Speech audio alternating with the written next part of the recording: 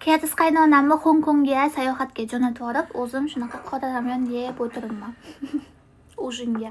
Anchadan beri yemagandim. Har safar qora ramyon yeyotganimda qaynonam ikkitani yedirmasdilar-da, ko'plikni qilardi. Bu safar qaynonam yo'qligi ikkita pishirib yeyapman, bismillah.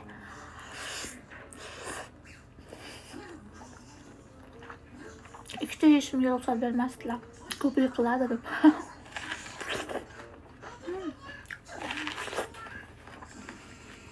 Koreyada piyozlar ancha shirin bo'ladi.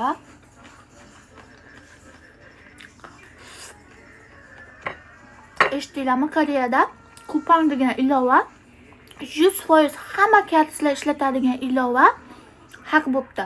Xullas, kupangda ishlaydigan, o'sha ilovada ishlaydigan bitta ishchi, xodim bitta insonga, boshqa insonga, hakerlarga o'sha kupangda ishlatadigan odamlarning telefon raqami, adresi, yana karta raqamigacha sotib olibdi ekanmish. Lekin men unga ishonmayman, sotib olganiga ishonmayman ishchi. Menimcha kupang ilovasi rostdan ham hakerlar tomonidan hak bo'lgan va hakerlar unaqa qilishayotgan. Qaynonamga уже 3-4 martalab telefon kelyapti.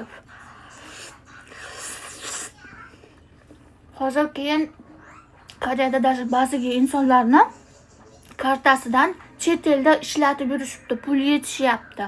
O'sha katta muammo bo'lyapti hozir. Shuning uchun Koreyada yashaydiganlar ehtiyot bo'linglar. Iloji boricha kupang ilovasiga ulab qo'ygan kartangizni anaqa qilinglar, o'chirib tashlanglar.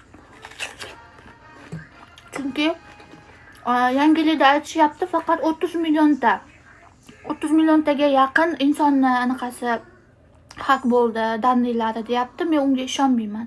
30 millionta emas, hammasiniki bo'lgan shekilli. Hammasiniki. Biz oilamizda hammamiz, men taniydigan insonlarniki ham bo'lgan haq. Qo'shnilarimizga ham haq bo'lgan. Hamma bo'lgan deb o'ylayman. Ular prosta tak odamlar vahima qilmasin deb turib, faqatgina 30 millionta deb qo'yishdi xolos.